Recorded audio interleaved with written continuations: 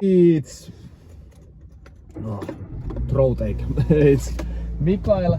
And are you busy but you want to be super strong and get results in the gym? I'm gonna tell you 3 + 1/2 of a movement for strong squat and strong legs. I will make deadlift video separately later, but this is for squat. So the first movement, firstly I want to say, actually it was funny comment on my video at some point when I had like short video where I said that I'm single father. I work full time, I'm sales manager. I also do this my personal training, and with all this I managed to stay in shape. But I only have time to work out 2 to 3 times per week, but I managed to stay in pretty good shape. Then there was a comment like, okay, Mr. Perfect. I'm like, that's strange. You know, it's only, I tell you guys only these things because I want to show that I am very busy, but you know, I'm former endurance athlete, so it's not naturally for me to be strong, but I managed to bench press 150 kilos and I almost did 1 arm pull-up. I think I did, but I showed the picture here if it was 1 arm pull-up or no. Anyway, so let's start. First movement is high bar back squat, and when you start training your squats, spare the low bar squats to the end of your cycle, because when you want to show off your strength, it's so you can use more weight doing low bar squats, but it has little less tension on your quads and little more tension on your glutes and hamstrings and low back. But if you want to have a strong squat, you should have strong quads also, and you will anyways train your hamstrings and glutes and low back when you are doing deadlifts. So yeah, leave the low back squat to the end of your cycle, training cycle. And second movement is leg press, surprisingly.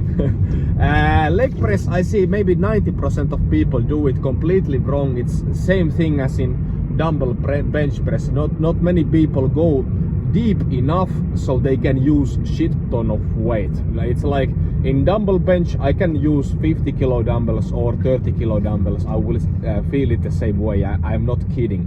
So the leg press is the same. Many people are using their stomach to bounce off the weight, and it's like, who are you kidding, you know? Use the leg press. It's great exercise because you don't need to use your core. So use it, so take your stomach out of the way if you have a small enough stomach to do it. If you have big stomach, check my book for weight loss. So yeah, use the leg press so your stomach is not on the way. I have noticed that my leg press, I can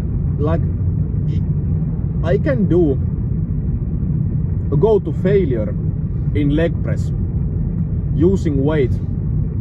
I can go to failure in leg press in 10 reps using the weight that is my maximum squat, deep squat, so competition depth squat, not half squat.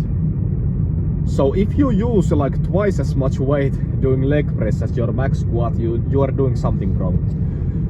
The second movement is the leg extension, and it's not completely for strength. It's more for quad hypertrophy, which is very important, and you would use leg extensions only at the end of the workout, like a secondary movement for some blood flow and stuff like that. Then I have the half movement. I don't know if I said it, but the half movement for legs, which is kinda for legs and for deadlifts, it for both, but 45 or 90 degree back extension. It's great movement for your glutes if you do it correctly, your hamstrings, your low back, It's great movement for everything. And if you do the other way around, the other movement, you know, where you lift your legs, that's great also. That's super great if you can find the exercise. And especially this movement is for deadlift. It helps with squat, but especially low bar squat, when you need to use a lot more your low back, you know, you need to have strong, so you don't pop something, fuck something up, you know. But especially for the deadlift, you know, the low back is so important in deadlift. It's so important. So if you don't have strong low backs, something bad can happen.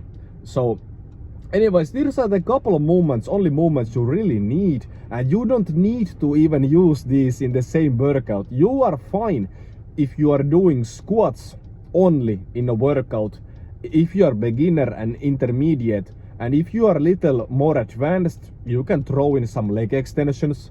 And you are also fine if you are doing only leg press in the workout, in some of the workouts. So you don't need to do 10 different exercises. That's no use. And like I have told in previous videos, you should check those also, that you should try to emulate the movements, your main movements, as close as possible to the movements you want to be strong at, because it's different.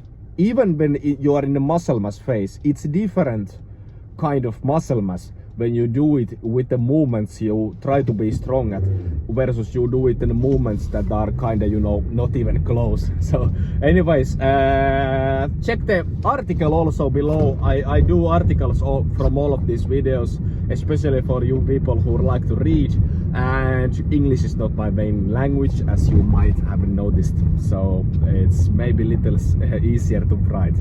Also follow and like the video and all of that other good stuff. See you later.